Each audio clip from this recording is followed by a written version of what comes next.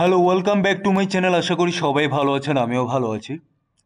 তো আজকে গুরুত্বপূর্ণ কিছু কথা আলোচনা করব, যে বিষয়গুলো অত্যন্ত গুরুত্বপূর্ণ, আপনাদের শোনা উচিত, জানা উচিত।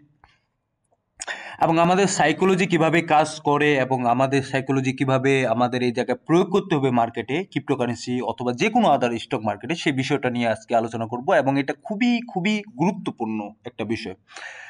আমি প্রতিনিয়ত কয়েন নিয়ে কথাবার্তা বলি, মার্কেট আপডেট নিয়ে কথাবার্তা বলি এবং কিছু কিছু কয়েন সাজেস্ট করি। আজকে এমন কোনো কিছু ঘটনা ঘটবে না এই জায়গাটাতে, তবে বাট আমাদের সাইকোলজি, আমরা কিভাবে মার্কেটে থাকবো এবং আমরা কিভাবে মার্কেট থেকে প্রফিট বের করব, এবং কেন মানুষ 90% মানুষ এখান থেকে প্রফিট বের করতে পারে না, সেই বিষয়টা নিয়ে আলোচনা করব।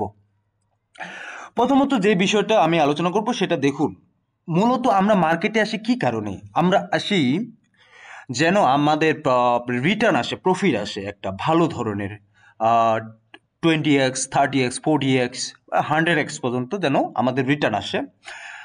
এই রিটার্নের আশায় কিন্তু আমরা মার্কেটে আসি। বাট মার্কেটে আসে আমরা কি দেখতে পাই?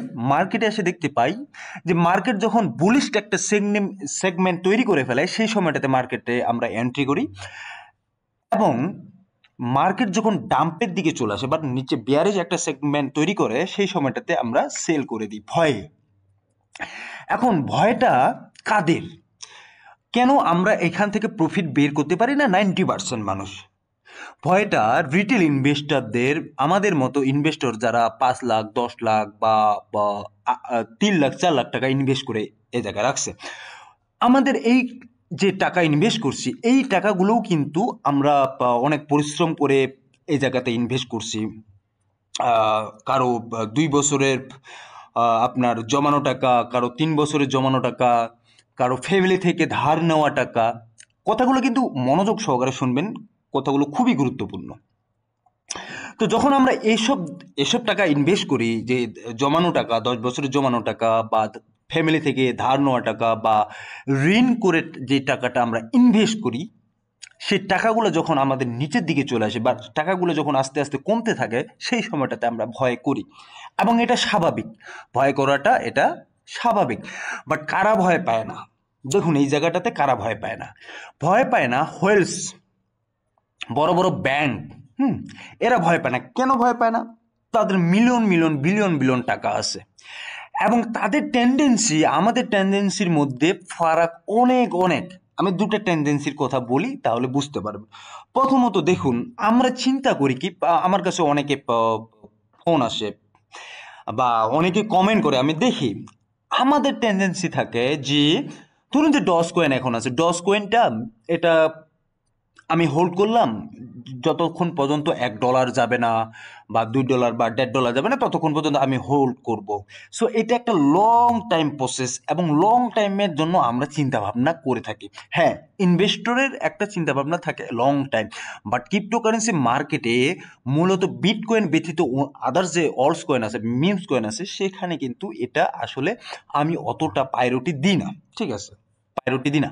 তারপর আমি যেই ফর্মুলাটা সব সময় বলি, বা হোয়েলস বা ব্যাংকস বা বড় বড় বিগ মানি যারা এই ক্রিপ্টোকারেন্সি মার্কেটে ইনভেস্ট করে, তারা চিন্তা করে আমার 20% রিটার্ন কিভাবে আসবে, আমার 30% রিটার্ন কিভাবে আসে। এবং তারা যখন ইনভেস্ট করে, হ্যাঁ, একটা জিনিস মাথায় রাখুন, তারা যখন ইনভেস্ট করে $1 মিলিয়ন, দেন মার্কেট কোনো কারণে যদি আবার নিচের দিকে চলে আসে, ধরুন মার্কেট নিচের দিকে চলে আসলো, সেই সময়টাতে তারা কিন্তু আবার 1 মিলিয়ন বা 2 মিলিয়ন টাকা ইনভেস্ট করে, তাদের কাছে আসে। তারা কিন্তু এই খেলায় জয়ী। ঠিক আছে, মার্কেট তো কোনো না কোনো সময় উপরে উঠবে। ভাবুন, কিন্তু মার্কেট না কোনো সময় উঠবেই। তারা এই সময়টা ক্যাশ করে। এখন কাদের কাছ থেকে কিনে নেয়? আমাদের মতো যারা রিটেল ইনভেস্টর আছে, তারা, যারা আমরা কয়েন সেল করে দিই, সেই কয়েনগুলো কিন্তু কারা কিনে? বড় বড় বিগ হোয়েলস, বড় বড় বিগ মানি, তারা কিন্তু এই কয়েনগুলো কিনে। দেন ওরা যখন মার্কেট উপরের দিকে ওঠা শুরু করে, তারা কিন্তু ওইখান থেকে প্রফিট নেওয়া শুরু করে দেয়, স্টার্ট করে দেয়। এবং যখন আমরা দেখি যে মার্কেট উপরের দিকে উঠতেছে, তখন আমরা আবার কেনা শুরু করে দিই। ফল্ট, এটা হচ্ছে মেজর একটা ফল্ট।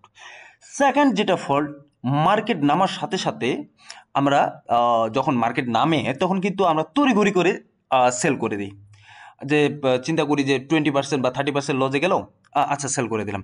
দেখুন এটা যতটা স্বাভাবিক, হ্যাঁ স্বাভাবিক এটা, যেহেতু আমি প্রথমেই বললাম যে আমাদের টাকা এই জায়গায় ইনভেস্ট থাকে না, আমাদের বাবা মার টাকা থাকে, আমাদের চাকরির টাকা থাকে, আমাদের জমানো টাকা থাকে। সো এটার কারণ কিন্তু আমাদের এটা ভয় হওয়া স্বাভাবিক, এটা আমি মানি। বাট এটা পুরোটাই সাইকোলজি খেলা। আপনি ইনভেস্টমেন্ট একটা জায়গায় করলেন এবং ইনভেস্টমেন্ট করার পর আপনি চিন্তা করতেছেন যে এটা আমার 5 বছর বা 10 বছর পর একটা বড় বিগ একটা অ্যামাউন্ট হবে। ভাই যতটা বলা সহজ ঠিক ততটাই কঠিন ওই যে স্টকটা বা ওই কয়েনটা আপনি হোল্ড করে রাখতেছেন, আসলে পারতেছেন কিনা হোল্ড করতে সেটা কিন্তু। কারণ মার্কেট আপনার লাইফ যেমন চড়াই উতরাই পার করে একটা পর্যায়ে যায়, মার্কেটে কিন্তু সেইভাবে একটা কয়েন চড়াই উতরাই পার করে উপরের দিকে যায়, এটা আমাদেরকে মাথায় রাখতে হবে। আপনি কখনোই মনে করবেন না যে মার্কেটে সোজা কয়েন একটা উপরের দিকে চলে গেল, না এটা হয় না। আপনারা দেখতে পাচ্ছেন মার্কেটের কি সিচুয়েশন এবং কি হাল। সো আমাদের যেহেতু আমি নিজে রিটেল ইনভেস্টর, আমার নিজেরও ইনভেস্ট এই জায়গায় আছে। সো আমি যে জিনিসটা আমি সবসময় প্রেফার করি যে পোর্টফোলিওর সবসময় 40% বা 60% আমি ইনভেস্ট করি এবং 40% বা 60% আমি আমার হোল্ডে রাখি। কারণ আমি জানি মার্কেট নিচের দিকে নামবেই। দেন যখন মার্কেট নিচের দিকে আসে তখন আমি ডিসিএ করার চিন্তা ভাবনা করি।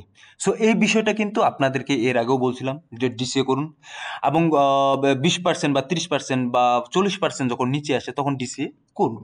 ঠিক আছে, এটা করতেই হবে, না হলে আপনি মার্কেটে টিকতে পারবেন না। দেখুন মাইকেল সেলরের মতো কোম্পানি, মাইকেল সেলর মাইক্রোস্ট্রেটেজির কোম্পানি, সে কিন্তু রিটার্ন কিনতেছে। সে $1,00,000 কিন্তু বিটকয়েন কিনছে, সে $95,000 কিন্তু বিটকয়েন কিনছে। তার মোটামুটি যদি দেখা যায় সেক্ষেত্রে কিন্তু অনেক হিউজ পরিমাণ একটা প্রফিট চলে আসছে, যেই জিনিসটা আমি আমার টেলিগ্রাম চ্যানেলে শেয়ার করছি। ঠিক আছে, এটা মাথায় রাখুন। সো আমাদের কি করা উচিত? আমাদের ইনভেস্টমেন্টে কি ভুল হচ্ছে? হ্যাঁ হচ্ছে। এই বিষয়টা আমি বলতে চাচ্ছিলাম অনেকদিন ধরে, কারণ আমি একটা ওই সময়টা পাচ্ছি না যে আমাদের ইনভেস্টমেন্টে কিভাবে ভুলটা হচ্ছে বা আমাদের ইনভেস্টমেন্টেই সমস্যা। এই আমি জিনিসটা বারবার বলার চেষ্টা করছিলাম, কিন্তু আমি জানি যে আপনারা এই বিষয়গুলোতে আসলে কতটুকু কনসার্ন বা কতটুকু এটা বিষয়গুলো কেয়ার করবেন আমার আসলে খুব দ্বিধাদ্বন্দ্বতা ছিল। দ্যাটস এটার জন্য কিন্তু আমি বলি নাই এই বিষয়টা। তবে আজকে বলবো, হ্যাঁ আমার সত্য কথাগুলো বলা উচিত বিধায় আমি কিন্তু সত্য কথাগুলো বলতেছি। দেখুন ইনভেস্টমেন্ট সেই টাকাটাই করুন যে টাকাটা যদি আপনার লজও যায়, সেক্ষেত্রে আপনার বিন্দু মাত্র কোনো সংশয় হবে না বা আফসোস হবে না। এইরকম টাকা যদি আপনি ইনভেস্ট করতে পারেন, হোক 1,000, হোক 1,00,000, হোক 2,00,000, ঠিক আছে, যখন এইরকম একটা অ্যামাউন্ট ইনভেস্ট করতে পারবেন যে টাকা যদি আপনার লস যায় বিন্দু মাত্র আপনার ক্ষতি নেই বা বিন্দু মাত্র আপনার আফসোস নেই, দেন আপনি মার্কেট থেকে একটা বিগ অ্যামাউন্টের রিটার্ন এখান থেকে অবশ্যই পাবেন। এবং সেকেন্ড যে বিষয়টা আমাদের ইনভেস্টমেন্টের মধ্যে সমস্যা, আমরা চিন্তা করি কি যে 100 টাকায় কিভাবে 1,000 টাকা করব বা 1,000 টাকায় কিভাবে 10,000 টাকা করব। That's not correct for stock market বা এনি ইনভেস্টমেন্ট। ঠিক আছে, এটা কখনোই হয় না। আপনি দেখুন লোকাল ইনভেস্টমেন্টেও দেখুন এইভাবে কিন্তু কেউ চিন্তা করে না। যে কোনো লোকাল ইনভেস্টমেন্ট দেখুন, আপনাকে সবসময় চিন্তা করতে হবে আমার 1,00,000 টাকা আছে ইনভেস্ট করা, এখান থেকে আমার 20% প্রফিট যদি হয় তাহলে আমার কত হচ্ছে? 1,20,000 টাকা। এটাই আপনি 1,00,000 টাকায় চিন্তা করতেছেন যে 10,00,000 টাকা আসবে, আপনি ভুলে যান এবং আপনি মার্কেটে ধরা খাবেন। আপনার পোর্টফোলিও জিরো হবে, আপনার পকেট ফাঁকা হবে, এটা চিরন্ত সত্য। তবে কি তাহলে মার্কেট কি এরকম রিটার্ন দেয় না? দেয়, অবশ্যই দেয়, অবশ্যই রিটার্ন দেয়। আমি শুধুমাত্র একটা কয়েনের কথা বলি, এক্সআরপির কথা বলি। এক্সআরপি নিয়ে অনেক আমি কথা বলছিলাম এর আগেও। এক্সআরপি যখন 50 সেন্ট বা 49 সেন্ট ছিল, তখন ওই সময়টাতে যদি আপনি ইনভেস্ট করতেন দেন আপনার প্রত্যেক কয়েন প্রতি $2 থেকে $2.5 লাভ হতো। তো চিন্তা করুন, রিটার্ন দেয় 10x 20x কিন্তু রিটার্ন দেয় না এমন না, দেয়। কিন্তু আপনাকে এই সুযোগটা নিতে হবে যে কখন আপনার ওইখান থেকে বের করতে হবে। এবং আমি যখন বলি যে আপনাদের প্রফিট যদি হয়ে যায় কোথাও, সেক্ষেত্রে কিন্তু আপনারা রিটার্নটা আপনাদের প্রফিট আপনারা টেকিং করুন, কেন করেন না? এবং আমি মাঝে মধ্যে আমি ভয় করি আমার মাঝে মধ্যে ভয় হয় যে আপনারা কি ভাবেন আমি যে এইভাবে প্রফিট আপনাদেরকে টেক করতে বলি। আসলে বাস্তবতা হচ্ছে কি, মার্কেটে তো নতুন না, হয়তোবা ইউটিউবে নতুন আসছি, বাট মার্কেটে তো অনেকদিন ধরেই আছি, বুঝি। মার্কেট একটা পিক টাইমে যাওয়ার পর চিন্তা করে যে মার্কেট একটু কারেকশন নিবে, এটা 100-এ 100, এবং কারেকশন যে নিবে এই বিষয়টা আপনারা অবগত অনেকেই না। অনেকেই মনে করেন যে মার্কেট কারেকশন বলতে কোনো জিনিস নেই, মার্কেট শুধু উপরের দিকে উঠবে। ঠিক আছে, সো এই সময়টাতে ধরুন যে আপনি 49 সেন্টে আপনি এক্সআরপি কিনছেন, এখানে আপনার মোটামুটি $3 কাছাকাছি চলে গেছে, এই জায়গাটাতে আপনি সেল করে দিয়েছেন। আবার যখন মার্কেট নিচের দিকে আসতেছে দেন আবার রিপিটলি কিনতেছেন। সো এটাই মার্কেটের খেলা, এভাবেই খেলতে হবে। ঠিক আছে, যেমন বড় বড় বিগ হোয়েলস, বিগ মানি জাস্ট এটাই করে, আমি আপনাদের বলতেছি তারা এটাই করে। তারা আপনাদের মতো বড় বড় হোল্ড করে না, 10 বছর বা 20 বছর, সরি 5 বছর, 3 বছর এরকম হোল্ডের চিন্তা ভাবনা তারা করেই না। কারণ তাদের দরকার পার্সেন্টেজ মুনাফা, পার্সেন্টেজ রিটার্ন। যত বিলিয়ন ডলার তারা ইনভেস্ট করতেছে তত তাড়াতাড়ি পার্সেন্টেজ মুনাফা নিয়ে কিন্তু তারা ওইখান থেকে বের হয়ে যাচ্ছে। সো আপনাদেরও তাদের মতো খেলতে হবে, চলতে হবে। অনেকে এয়ারড্রপ থেকে অনেকেই আসেন, এয়ারড্রপ থেকে আসার পর অনেক কয়েনের কথা বলেন যে এই কয়েনগুলো কত দূর যাবে বা কি হবে ফিউচারে 25, 20, 30। হ্যাঁ, আমি তাদেরকে একটাই কথা বলি, আর রুট রুট কথাগুলা, ট্রিয়াল কথা এগুলা। বাট আমার মনে হয় যে যখন কেউ সত্য কথা বলে, সেটা আপনার নেগেটিভ দিক দিয়ে হোক বা আপনি সেই চিন্তা করতেছেন যে এটা নেগেটিভ, বাট আপনার বোঝা উচিত যে যে কথাটা বলতেছে কিছু তো কথাটার অবশ্যই সত্যতা আছে। এখন চলুন মার্কেটে একটু দেখে আসি বিটকয়েনের ব্যাপারটা। বিটকয়েনের ক্ষেত্রে আমি মার্কেটে যে আপ ডাউন পাম্প এটা করতে আছে কিন্তু, এবং মার্কেটের গতকালকের যে কথাটা বলছিলাম যে মার্কেট এটা আসলে বেয়ারিশ যে একটা সেগমেন্ট তৈরি করছে, সেটা বলতে বাধ্য হচ্ছিলাম, কালকেও বলছিলাম এবং আজকেও বলছিলাম যে একটা আসলে বলতে বাধ্য হচ্ছি। সো আজকের যে উইকেন্ড আছে, উইকেন্ড শুরু হওয়ার শুরুতে আমরা বুঝতে পারবো যে আসলে মার্কেট কোন দিকে যাবে বা কোন দিকে মুভমেন্ট নেবে। বাট ওভারঅল যদি সিনারিও দেখি, শুধুমাত্র বিটকয়েনের ক্ষেত্রে অ্যাডপশন হচ্ছে অনেক জায়গায় এবং বিটকয়েন কিনতেছে মানুষজন, আদার্স অলস কয়েন গুলাও কিনতেছে। আপনারা একটা বিষয় লক্ষ্য রাখবেন, যখন বিটকয়েন কিন্তু পাম্প করে বা বিটকয়েন যখন উপরের দিকে যায়, তখন যে আদার্স অলস কয়েন আছে, মিমস কয়েন আছে, সেগুলাও পাম্প করে, সেগুলো কিন্তু আপনার বুলিশ একটা সেগমেন্ট তৈরি করে। সো এই বিষয়টা আমাদের লক্ষ্য রাখতে হবে। বারবার আমি বিটকয়েনের চার্ট বাইর করি, এইটাই কারণ, সেটা হচ্ছে যে বিটকয়েনের উপর depends all market, all alts coin, all memes coin.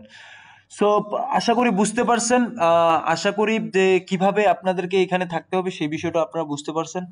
So আপনারা হোপলেস হবেন না, আপনারা ধৈর্য ধারণ করুন। আমার একটাই রিকোয়েস্ট, আপনারা অনেকে হতাশায় ডুবতেছেন, হতাশায় ইয়ে করতেছেন, আমি চাই যে এখান থেকে একটা ভালো ভালো রিটার্ন প্রফিট নিয়ে আপনারা বের হন। এটাই আমার প্রত্যাশা, এটাই আশা। তবেই আমি যে ইউটিউবে আসি সেটাই আমার সার্থকতা। সো ভালো থাকবেন, সুস্থ থাকবেন, দেখা হবে নতুন কোনো ভিডিও নিয়ে আগামী দিনে।